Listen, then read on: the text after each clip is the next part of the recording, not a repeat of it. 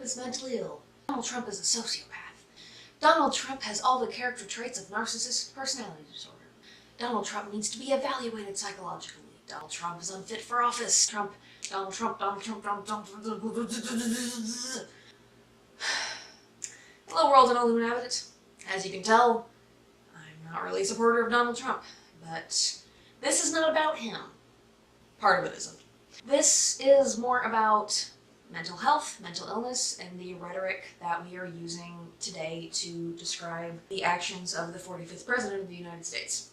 Perception. Public perception is a big part of this. According to Harvard Health Publishing from Harvard Medical School, an article published in January 2011, public opinion survey suggests that many people think mental illness and violence go hand in hand. A 2006 national survey found, for example, that 60% of Americans thought people with schizophrenia were likely to act violently towards someone else, while 32% thought that people with major depression were likely to do so. In fact, research suggests that public perception does not reflect reality. Most individuals with psychiatric disorders are not violent. Although a subset of people with psychiatric disorders commit assaults and violent crimes, findings have been inconsistent about how much mental illness contributes to behavior and how much instance and other factors do. That article goes on to talk about a study that was done with people with mental illness and substance abuse and whether or not it correlated to mental health and violence. The big issue with this right now, I think, and people don't tend to realize this, is that when you see this coming from national news outlets and you see this coming from like your friend's Twitter and you see it coming from all these things like Trump must be mentally ill, Trump must be a sociopath, that's why he is the way he is, there's obviously no other explanation for it. You're throwing a lot of people who are fighting mental health stigma under the bus, typically doing so without any real education towards the issue. Is Donald Trump mentally ill? I don't know. I didn't go to medical school for 4 years and then specialize in psychiatry. Is whether or not he's mentally ill an excuse for certain actions, such as calling countries crap holes or saying things that are racist? Isn't an excuse for the fact that multiple women have come forward and said that Donald Trump sexually assaulted them?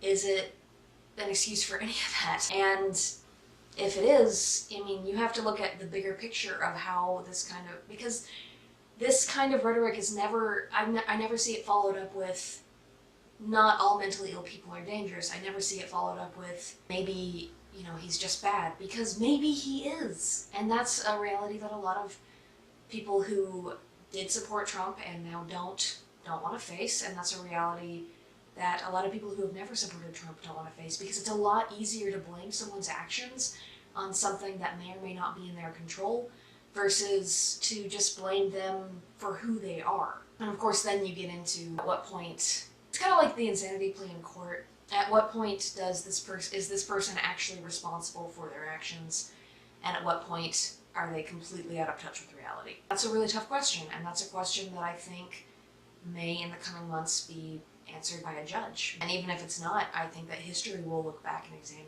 this entire divide in our country, this entire fiasco. I think it's also important to note that the physician who recently gave Donald Trump a physical used something called the Montreal Cognitive Assessment, which a lot of people are saying, oh, he passed that, therefore nothing, you know, could be mentally, therefore he doesn't have narcissistic personality disorder. The Montreal Cognitive Assessment actually tests for if an individual has dementia or Alzheimer's. It is not a test, like, if I went into my a new psychiatrist's office, and they started asking me questions, you know, like they would ask me questions like, what is your family history? What is your, does your family have a history of depression? Are there any suicides in your family?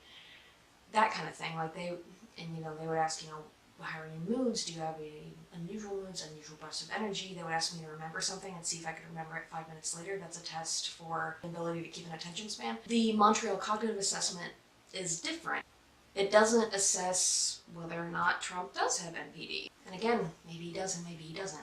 The bigger problem with this are the ripple effects that come into people who are less educated about mental illness. For those of us who are trying to fight this stigma, who, you know, want better access to care, want care to be more affordable, want people we know and love to be able to get the mental health care that they need. It's kind of a big deal. It sends out this wave of, you see that thing like your friend tweeted, oh, Trump must be mentally ill, there's no other excuse for his actions, and you're like, gosh, does everybody, think that about me? There's a difference, like when, again, we're going into the, how much does a person with an illness of this type understand what they're doing and how much do they not, and that's a question for doctors, and that's a question for whoever's doing that assessment, for professionals who are doing the assessment.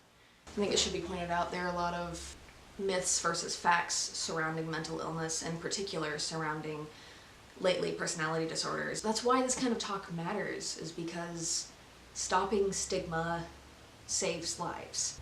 It puts treatment into place, makes people more able to recognize if there is a problem, makes people more able to recognize if someone is at risk of suicide or of harming someone else, and that's very important. According to mentalhealth.gov, there's a myth that people with mental health problems or mental illnesses are violent and unpredictable. But the fact is, the vast majority of people with mental health problems are no more likely to be violent than anyone else.